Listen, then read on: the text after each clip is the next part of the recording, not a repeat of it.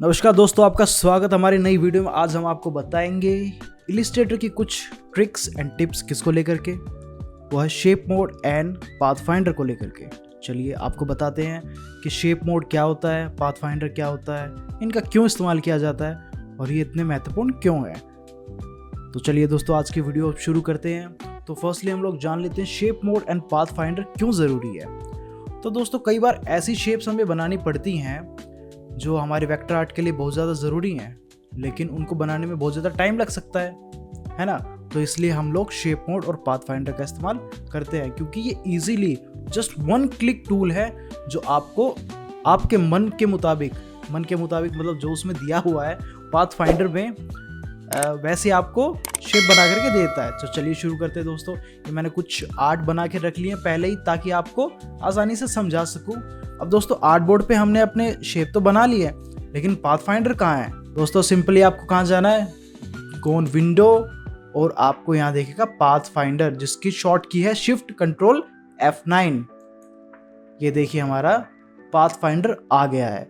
सबसे पहले आता हमारा यहाँ शेप मोड्स। तो कितने शेप मोड्स है, 1, 2 and 3 and 4। पाथफाइंडर के कितने मोड है, 1, 2, 3, 4, 5, 6। दोस्तों इनके अलग अलग नाम हैं, तो अभी नाम आपको हम बताएंगे एक एक उदाहरण के साथ। तो चलिए शुरू करते हैं जी।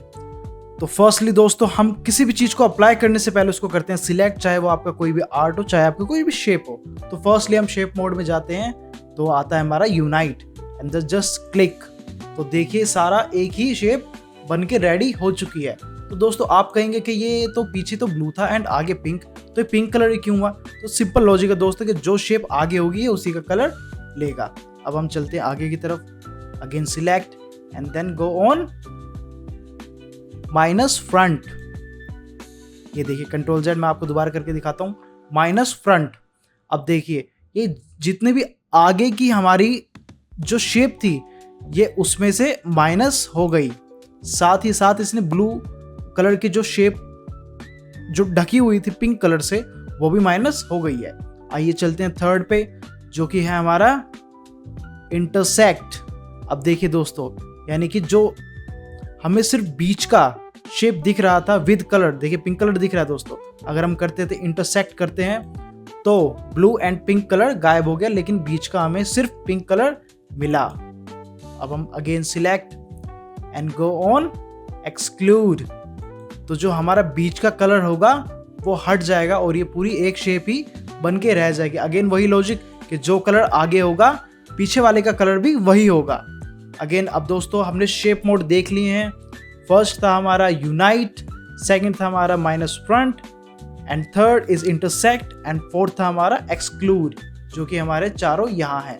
अब हम चलते हैं पाथफाइंडर की तरफ। तो firstly select and then go on pathfinder. तो जो हमारा सबसे पहला जो हमारा टूल है पाथफाइंडर में वो है डिवाइड। तो हमने क्लिक किया, अब ये तो कुछ हुआ ही नहीं दोस्तों, हुआ है, ये हुआ है डिवाइड यानी कि भाग। अब जैसे कि हमारे इसके सिंबल में भी दिख रहा है 1, 2, 3, तो इसने इसके 3 टुकड़े कर दिए हैं। अब देखिए मैं आपको दिखाता हूँ 1, 2 and 3। तो देखिए इसने इसको 3 हिस्सों में डिवाइड कर दिया है। अगेन आगे चलते हैं, अब select and then go on trim.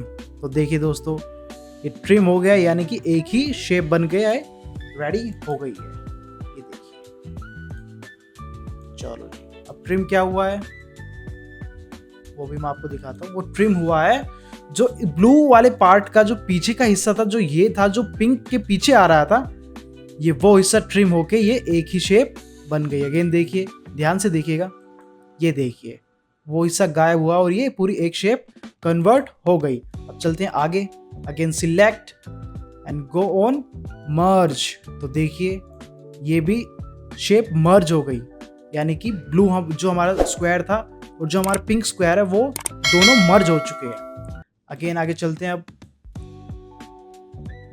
ये हमारी crop, same as like control Z। अब इसमें दोस्तों अगर आपको सिंबल ध्यान से देख पा रहे हैं तो देखिए ये क्रॉप में जो हमारा पीछे वाला है वो हाईलाइटेड है, यानी कि इसमें जो पीछे वाली जो हमारी शेप होगी ये सिर्फ उसका ही कलर बचाएगा। अगेन देखते हैं, ये देखिए। अब हम आगे चलते हैं आउटलाइन पर, then again select and go in outline. तो देखिए दोस्तों, अगर मैं इसको हटाऊं तो जूम करते हैं तो ये सिर्फ हमें आउटलाइन छोड़ के देगा।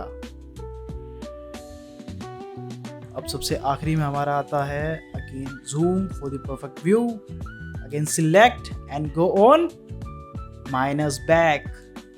ये देखिए कंट्रोल Z करके मैं दोबारा आपको दिखाता हूँ। माइनस बैक से आप सिंपल समझ पा रहे हैं कि वो बोल रहा है कि जो पीछे वाली शेप होगी ऑटोमेटिकली हट जाएगी, और साथ ही जो उससे अटैच पिंक कलर था वो भी ले गई। तो एक परफेक्ट सी उसने एल शेप उसने हमें दे दी है। दोस्तों ये एक्स्ट्रा रह गई है, इसको करते हैं हम लोग डिलीट एंड थोड़ा सा व्यू करते हैं छोटा।